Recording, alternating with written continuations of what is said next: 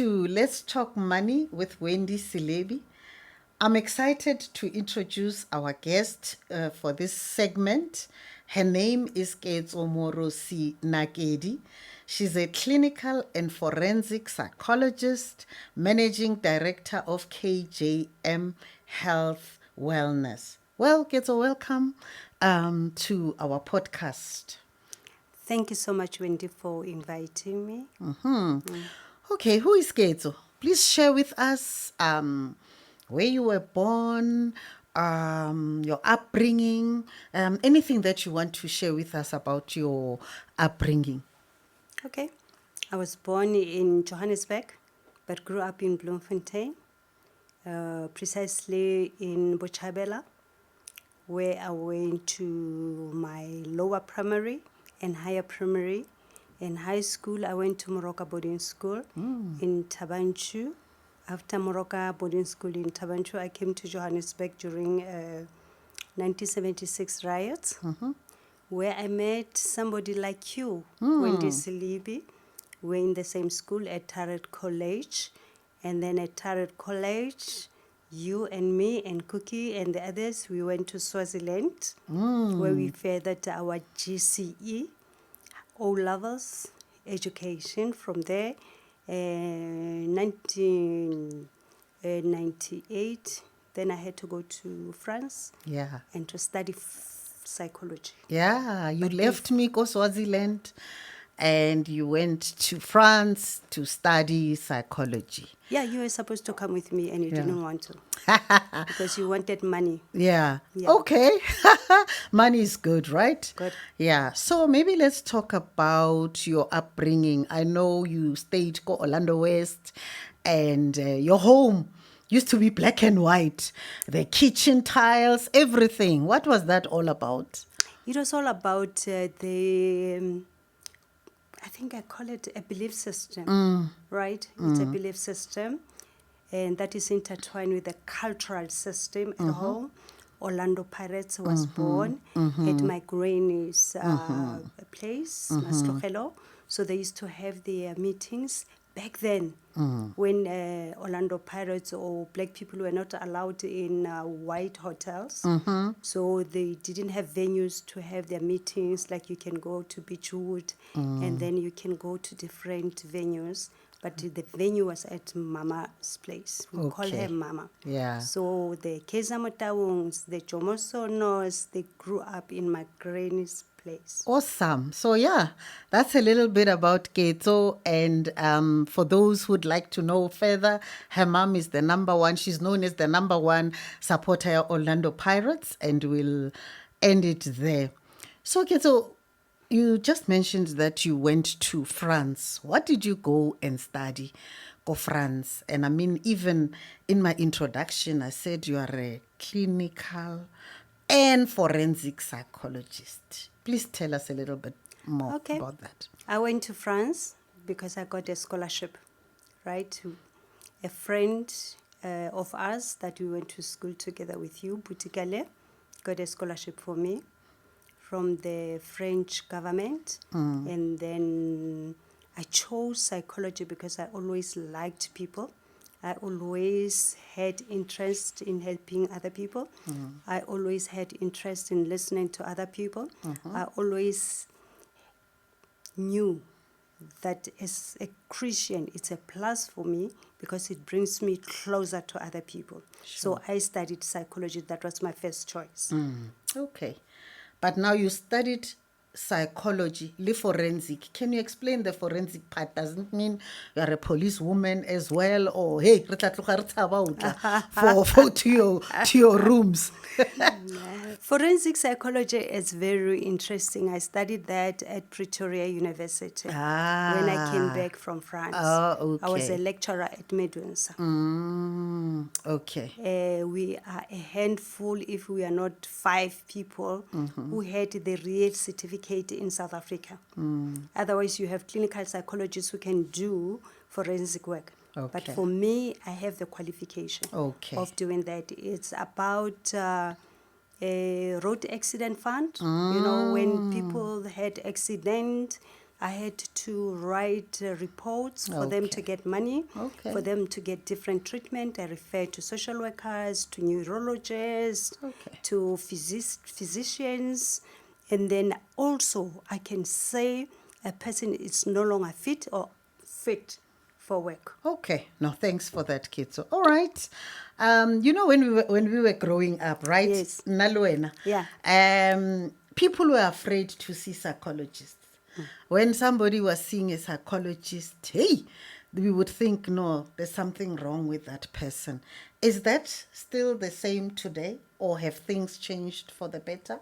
I want to say to you, Wendy, thanks to COVID-19, when people were dying, when people were going through different types of grief, losing money, losing their jobs, losing their loved ones, burying them by two or three members in the family, it made people to know that psychology is very important department for them to consult. But before then, our people, black people, especially men, they hated going to consult with a psychologist. And also, when we must say it, majority of us are women. Maybe they're scared to come to us because they're going to tell us about their sins. Yeah. Yeah. Okay. So, you touched on a very important point, COVID. I mean, like you said, people lost their jobs, their livelihoods, businesses closed down. And when those things happen, which brings us to the topic for today, then there's an impact on finances. So I just want us to touch around the impact of COVID on mental health as people were losing jobs and, as finances were drying up and people coming to the realization, I'm highly indebted and maybe I don't even have enough money saved up. Did you see a rise in people that were coming through, or is there a correlation between money and mental health? It has always been. It has always been, especially in African context, right? I'll just take you back so that I can tell you this thing always existed. When we were growing up, we knew that there was bazaar, rings, and every Christmas, when a neighbor has bought a kitchen scheme, Hey, kitchen scheme, a kitchen scheme that the other neighbor will go and get it when actually they don't have money. So it was causing a lot of competition and pressure on people. Like people, for me to know that I am rich, I have money, I have to go and get money from the bank or from Mashonesa. And then the problem will start in January. When they have to pay school fees for the kids, they have to pay now for the uniform and the books. Back then, we were paying those things, remember? Yeah. It was not free. Yeah. So parents now, they start now having this tension in the family that would cause havoc, fightings and stress, and then blaming one another that you took money, you bought kitchen scheme, you took money, you bought dining room suit, and we hardly use our dining room suit even today. So it has always been there. Yeah. 2020, it was the real manifestation of mental health issues. Because people, like you said earlier on, they lost their houses. And I always make an example, Wendy. I say, who knew that the aeroplanes will be Grounded. Who knew that pilot will be retrenched? Yay. Who knew that private schools will close because parents who used to earn more money cannot afford anymore, they're staying at home. And that caused a serious anxiety, panic attacks.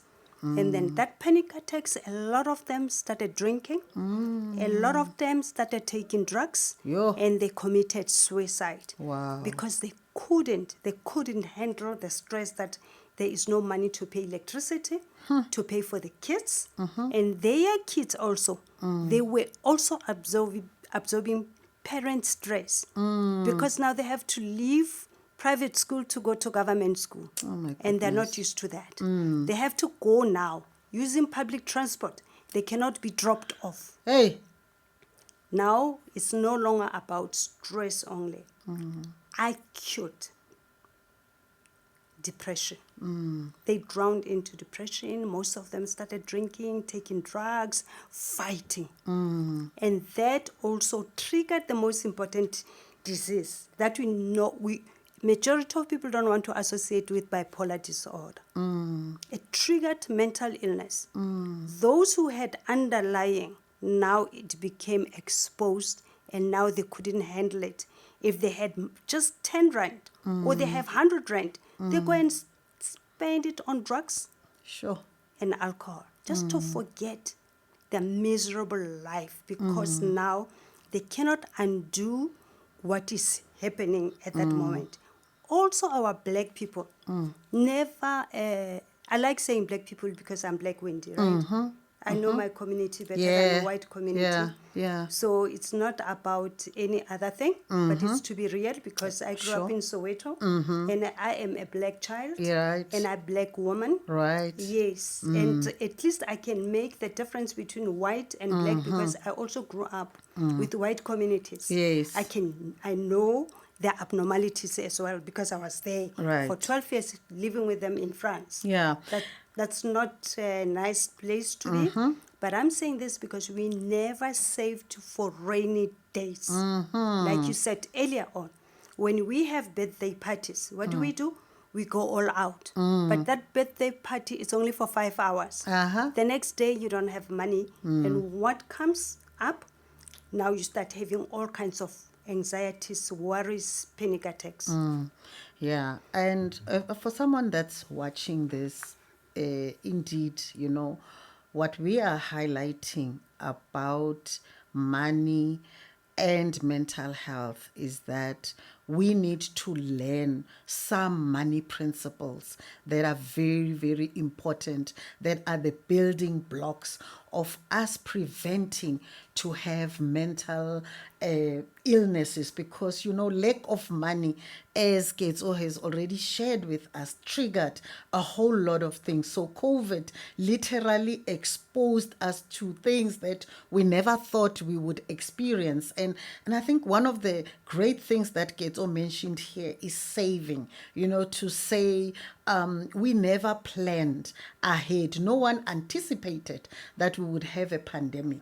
And so we're having these discussions so that after this we can really go back and re-look at what we are doing currently. Are we saving enough? Are we investing enough? If there were to be another pandemic, God forbid we have something like that, would we be ready? Would we be better equipped for that kind of occurrence, so that we can prevent us having a lot of mental illnesses that have been underlying, as she has said? I'm catching on to what the psychologists are saying, and that were underlying, and now they are triggered by lack of finances. And also, we can build on that by saying, when you are highly indebted, right? Utola these phone calls, the 087 numbers. There's a time when this 087 number, they would call you and people would avoid, or they would just answer and act as if they can't hear, maybe a signal, because, you don't want to talk to them. You are avoiding because now you are drowning in debt. So I just want to know, Hore, if I'm a person and I'm drowning in debt, besides going to a financial institution, engaging them, maybe getting them to restructure my debt so that it's affordable, maybe downsizing, from a mental aspect, what should a person be doing? It's very important for a person, first and foremost, to go and see a psychologist so that we deal with the root. It's easier for you to go to your financial consultant or a debt review. It's very easy, right? For me, I always say you are putting a plaster on a pus. One day it's going to erupt. It's going to be an emotional cancer. because you didn't deal with the root. What made me to have so many, or to accumulate so many debts? We have to deal with that. And if we know that, for instance, you are a person of labels, your Louis Vuitton. How do you buy Louis Vuitton, a belt of Louis Vuitton that costs 10,000, and your earnings is 7,000, and you have 3 children? So we have to get to the root. Where did you get that behavior from? Okay. Because it's a mindset and behavioral thing. Okay. You copy it from somewhere. You want also in the society or the kind of people that you associate with. Probably they have money and you want to be like them. Okay. But you're copying the wrong thing because it's a question of affordability. They can afford. Okay. But as they are affording, you don't know where they get the money from. You don't even want to know. But you have to know your pocket. If you are earning 50,000 rand and you have 3 children, you must always know that it's not enough. Yeah. Because every child, I call them a life project. As they grow, one child, you cannot even put the amount that this child costs this much. But you can do it differently and say, this child must eat, this child must have clothes, medical bills must be paid. So you have your spreadsheet. Your budgeting. Your budgeting. But you can't do that as long as your mindset about the money, it's not right. Yeah. As long as we want to imitate and to belong to the society of rich people. Actually, when we don't know where they get the money from. Yeah.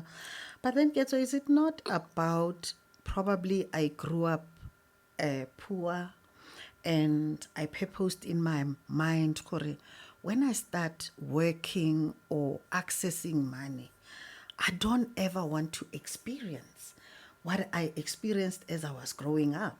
Lena, I want to live the good life. And I purposed, so it could be a psychological issue to say, hi, never. Lena, I want to live the good life. So no matter what happens, I don't care how much I earn.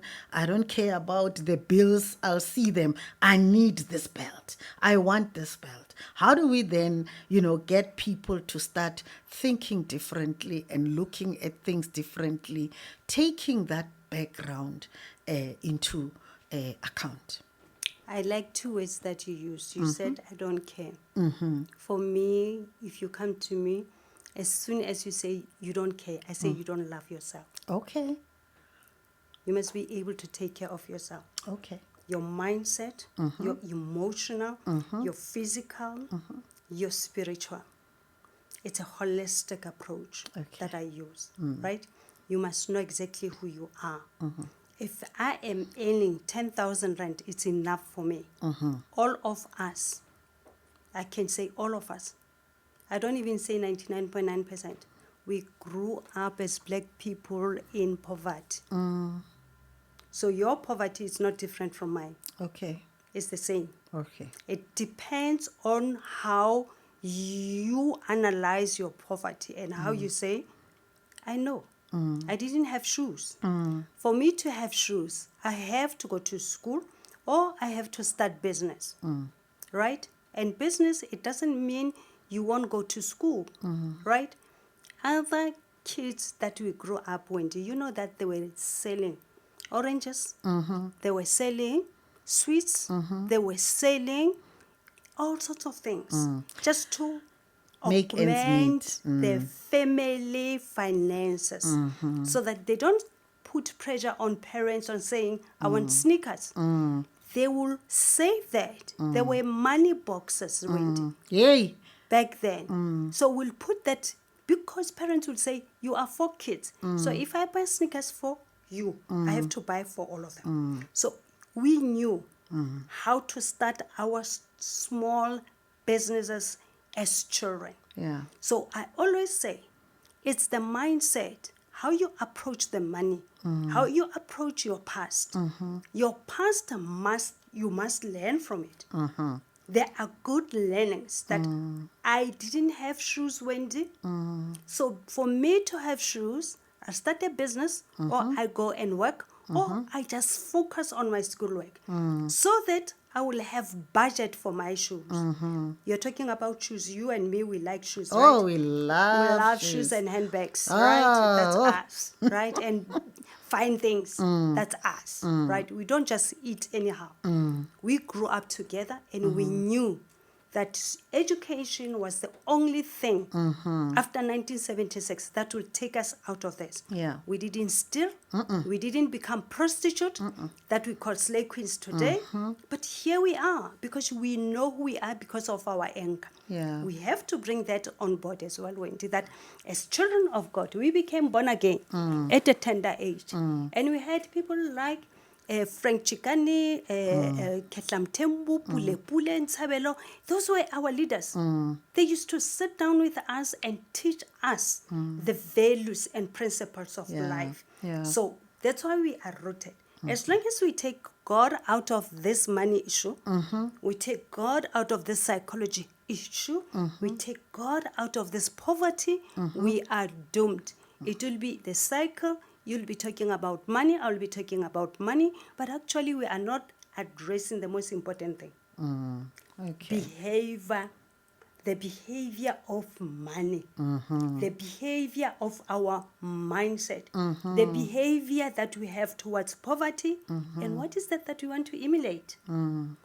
Okay, yeah. So from the mouthful that Ketso has said, one of the things that I would like to highlight is that it is important for us to budget. A lot of people do not like hearing the word budget. I think most of us have heard that we must budget. And really, a budget is a simple document or a plan that you literally write down because you want to manage the unlimited needs that you have with the limited resources that you have. So in order for us to get our mental health okay, we need to manage how we manage our finances. They always say if you don't plan, you are planning to fail. So planning is very critical. I think we've spoken about a budget. We've spoken about also pacing yourself,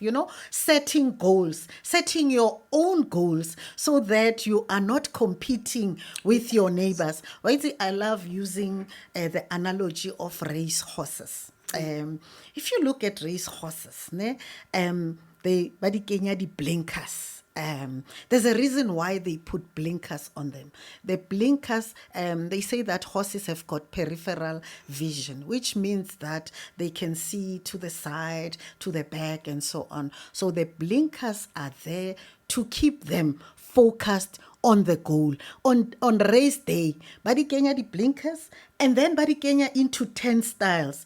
And this horse in here can't see their neighbor, and so on. And so when the gun goes off, they all bolt out of there.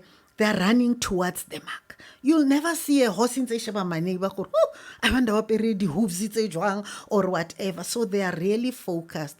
So I want to believe that the lesson from what you've said is that we also need to set our own goals, run our own race.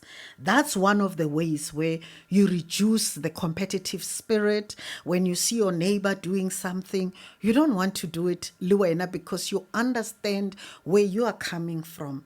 And I want to believe if you do that, then you're also looking after your mental health. You are working with the finances that you have that are sufficient. And that is one of the things that takes away the mental health issues. Now, if I really feel, okay, I am really indebted, and you earlier on you said, see a psychologist. And psychologists, we pay for the service because you also need to live and so on.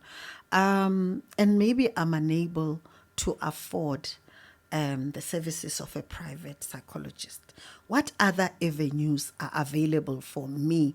Maybe I'm not working. I'm really in a space I don't have medical aid, but I really need the service of a psychologist to help me manage my money better and deal with my mental health. Where else can people go, or what can they do? Who can they talk to? Yeah, it's very interesting what you are asking. We normally say you plow back. Okay. We must plow back, you and me. Okay. I used to do that with school teachers. Okay. I used to have workshop for teachers and nurses, right? And, out of your time, you can have only 2 hours after every 4 months, just to have workshop that we empower our own people. I used to have shows on Nolin, 3 Talk. We used to talk about this topic a lot. I used to be at Power FM. I used to be at all these elite radios, like yours. Maybe it's elite one now. I don't know. Okay. Okay. And then I moved out. I am always only SEDI FM. Okay. Because I said, that's the only way that I can reach our people. Okay. Right? That's the only way that people who cannot afford can listen to radios. What you're doing is fantastic, and I applaud you for that. And congratulations, Wens. We reach our people with our own languages where they can understand us. That's the only way that we can help people who don't have medical aid, Okay. who don't have money, Okay. but they are willing to learn. There are those who have medical aid as well, Wendy. You should highlight that. Yeah. But they're not willing to learn. Okay. Because of social media, right? Because I saw Wendy driving this car on a social media. What do? I want the same car. You want the same car. And that is exactly what you just said earlier on. Bad planning. You plan by looking at somebody else's wealth, or somebody else's progress, or somebody else's lifestyle, or somebody else things. Ke di bitsa dilo manwendi, ke dilo tsa batho ba bang. Yeah. O kgala dilo tsa batho ba bang. O batla dilo tsa batho ba bang. A se tsa hao. Right? And I am saying, us as professionals, Wendy, we have to reach out to our own communities. Sure. I want to shock you. I was in Soweto yesterday, last night. Matseke has gangsters. What is Matike, the school? Matseke's high school. Okay. I mean, that's school. Yeah, that's school where we went to. Yeah, in Matseke, it's 1976. It's what? It's a historical monument of removing apartheid. But today we have gangster. It means you and me and the others have left the vacuum. Yeah. No one is filling in that gap. So it's up to us to do that. Yeah. Right? I say that, and I am also privileged that other churches, not all of them, they invite me to talk about money and the psychology of money, to talk about depression and all other mental health diseases. Okay. All right. Ketso, as we head to a conclusion, I also wanted to say, can people also access the services of a psychologist, ko bara or ko clinicing? Are those also available there for them? I didn't want to go to that topic. Oh, okay. That topic is, but I will address it. Okay, but The list is long. okay. So we don't have enough psychologists Okay. in our schools, in our hospitals, government hospitals. Unfortunately, that's a problem, and then we have to deal with that. Okay. The government must come on board, because a lot of people that I refer to these hospitals, to Baragwanath, they say they will see them after 5 years. Okay. All right. So for you who is watching, if maybe you've just heard what we have been talking about and you really feel there isn't enough access. I think access is there. Ketso has just said that she does talks only CDFM. It's free, Homamela Radio. And maybe at a later stage in this podcast, we'll also share some of the places where you can access a psychologist without you having to pay something. But what I wanted to say is that your mental health matters. So it's important that you do something about it. And I think Ketso has shared a lot. So Ketso, we've reached the end of our discussion, but we're at the point where I always ask my guests to scatter some seeds of wisdom where mental health and money is concerned. So that's your closing seed of wisdom.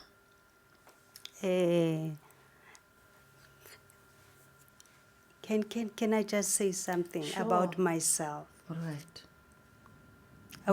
I went through life challenges. But if there's one thing that I know, that French people taught me, live according to your means. Don't live beyond your means. If Wendy is driving a Mercedes, it's Wendy's Mercedes. Hallelujah. Let me build my finances so that one day I have my own Mercedes. I cannot want to eat caviar when I don't have money for caviar. Let me eat my cabbage and pap and mhodu, it's enough. It's live according to your means so that you don't accumulate unnecessary stress, depression, anxiety, panic attack. As long as you live above your means, you will suffer, and before you die, you are going to have stroke or heart attack because those 07 numbers, whenever they ring, it's a nightmare. You don't want that. So be kind to yourself, know yourself, and love yourself, and live according to your means. Wow.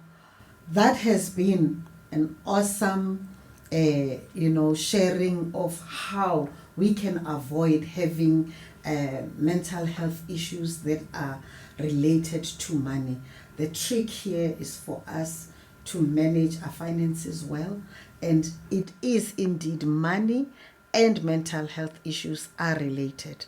The issue is how will you, going forward after watching this episode, manage your finances. Thank you very much for joining us, and Ketso, thank you so much for sharing those nuggets and scattering those seeds of wisdom. Thank you, Wendy, for inviting me.